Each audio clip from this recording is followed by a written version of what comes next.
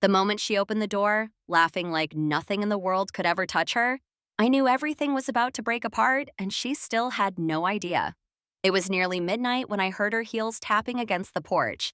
That familiar sound once made me smile. Tonight, it only tightened the tension in my chest. I sat silently on the couch with the lights dimmed low, the room feeling colder than it ever had before.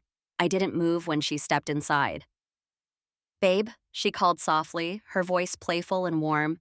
"You're still awake? Miss me that much already?" Aisha Khan, my wife of 3 years, confident, stunning, always the person everyone noticed first. She tossed her purse onto the table and slipped off her heels, expecting me to stand up, walk toward her, maybe kiss her forehead the way I always used to. But this time, I stayed still. Instead, I looked at her, truly looked at her for the first time in a very long time. Her makeup was slightly smudged, her perfume stronger than usual, and the smile on her face suddenly felt rehearsed, almost artificial. "You're late," I said quietly. She paused for a second before giving a casual shrug. "Girls' night lasted longer than expected. You know how those nights go." I nodded slowly. I did know, or at least I thought I did. "Phone battery died too?" I asked calmly. She blinked. "Yeah, why?" Without another word, I reached for the coffee table, picked up my phone, and turned the screen toward her. Her smile vanished instantly. The picture on the screen was painfully clear. Aisha sitting close, far too close, beside a man I had never seen before. His hand rested comfortably over hers, their faces leaning toward each other like they were sharing secrets never meant for anyone else to hear. Silence consumed the room, her lips parted slightly, but no words came out. "I wasn't expecting the usual tonight," I said, my voice calm but sharp enough to cut through the air. "So I thought I'd do something different too." "Amir, I can explain," she whispered finally, taking a careful step toward me. I stood immediately, creating distance between us. "Then explain." She hesitated, her eyes darting briefly toward the door like she was already searching for an escape. "It's not what it looks like." A bitter laugh escaped me. "That excuse is older than our marriage."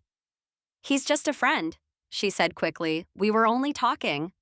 "Do friends hold hands like that?" I interrupted sharply. Her silence answered everything I needed to know. I walked past her and grabbed an envelope from the kitchen counter. Thick, sealed, final.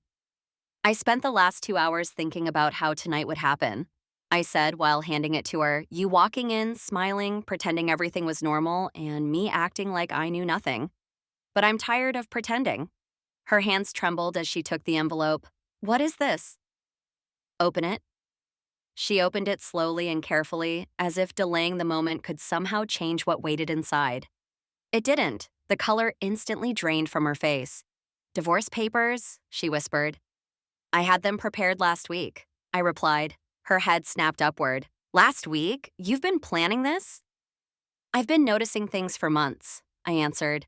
"Late nights, hidden smiles at your phone, girls' nights that somehow never included the same friends twice." Tears filled her eyes. "Why didn't you say anything?" "Because I needed to be certain," I said, and tonight made that very easy. She stepped closer again, her confidence now replaced with panic. "Amir, please, it didn't mean anything. It was a mistake." I slowly shook my head. "No, forgetting an anniversary is a mistake. This is a choice, multiple choices." She reached for my arm, but I pulled away before she could touch me. "I used to stay awake waiting for you," I said softly. "Every time you went out, I trusted you. I believed in us completely."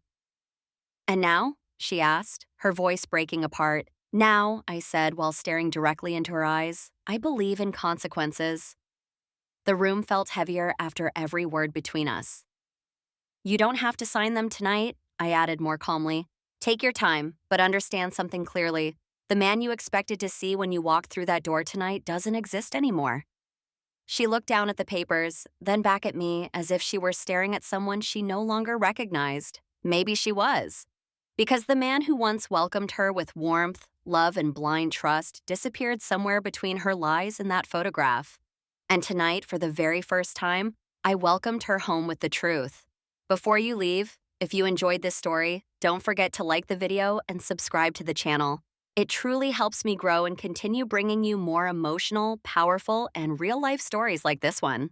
Turn on the notification bell so you never miss an upload. And let me know in the comments, what would you have done in this situation? Thanks for watching, and I'll see you in the next story.